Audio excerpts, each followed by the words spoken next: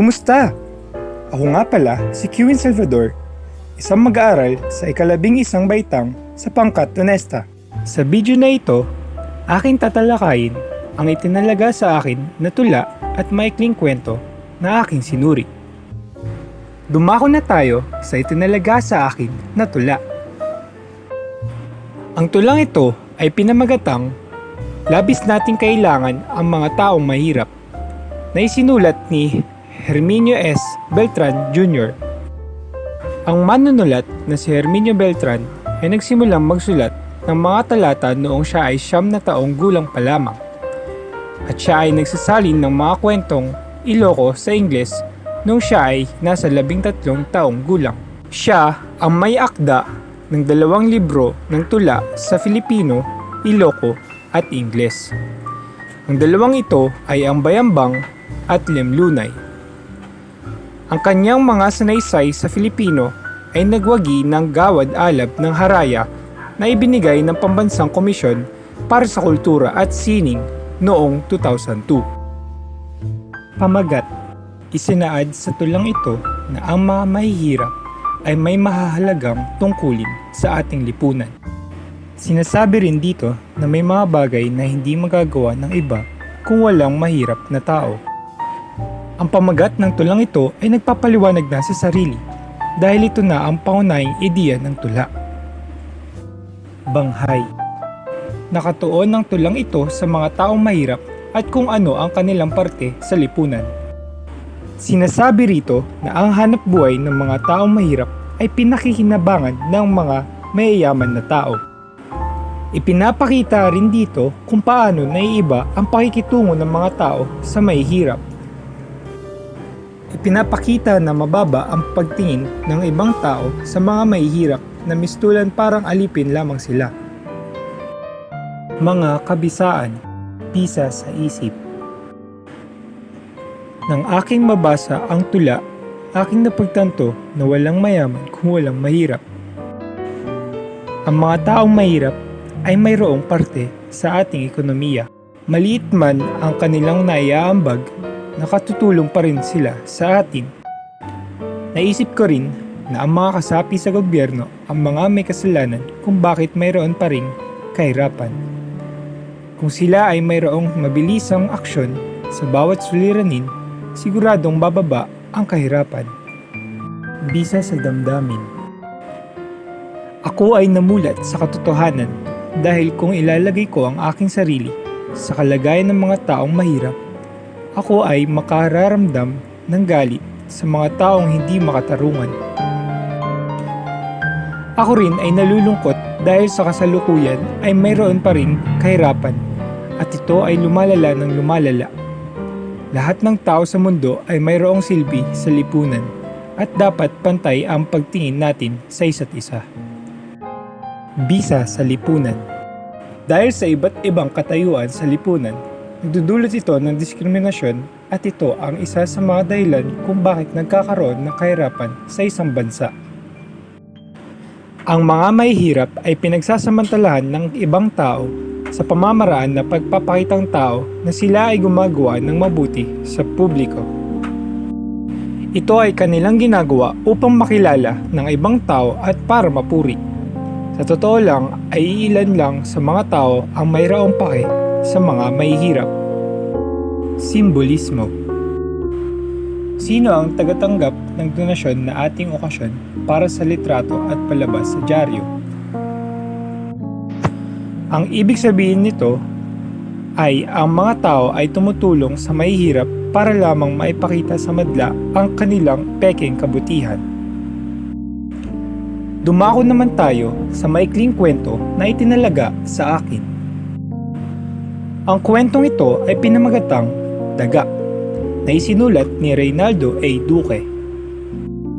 Ang manunulat na si Reynaldo A. Duque ay pinanganak noong 29 Oktubre 1945 sa Candon, Ilocos Sur at siya ay sumakabilang buhay noong 8 na Abril 2013. Si Reynaldo ay isang manunulat ng nobela, manunulat ng drama, manunulat ng script ng radyo, TV, pelikula, editor at tagasalin. Siya rin ay nanalo ng maraming gantimpala. Pamagat. Sa maikling kwento na ito, daga ang napiling pamagat dahil katulad ng isang daga, ito ay may daladalang sakit na maaaring kumalat sa ibang tao at magdulot ng kamatayan. Sa kwento na ito, mayroong tao na magdadala ng problema sa kanyang pamilya at ito ay lumala at dumami dahil sa kanyang ginawa. Banghay.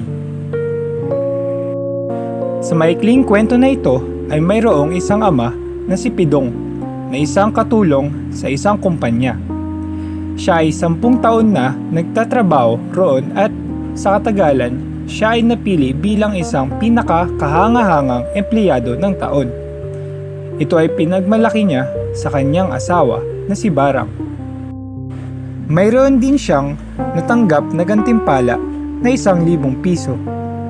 Ngunit mayroon siyang balak sa pera na hindi praktikal para sa kanyang pamilya. Nalaman niya na mayroong malalang sakit ang kanilang bunso sa 3 magkakapatid na si Perlita. Sa sobrang lala ng sakit ng kanilang anak ay kinakailangan dalhin ito sa ospital. Ngunit hindi tatanggapin ang kanilang anak kung wala silang deposito na naghahalagang 1,000 piso. Dahil nagastos na ng ama ang 1,000 piso na ibinigay sa kanya ng kumpanya, naisip niya at ng kanyang asawa na mangutang. Ang ama ay nangutang sa kumpanya, ngunit sa kasamaang palad, hindi ito pinautang dahil marami rin siyang utang sa kumpanya. Ang asawa naman niya ay hindi rin nakautang dahil mayroon din silang hindi pa nababayaran na utang sa iba nilang kakilala.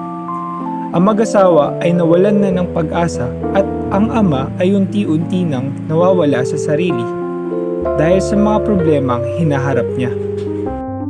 At di nagtagal ay pumanaw ang kanyang bunsong anak dahil hindi ito naidala sa ospital.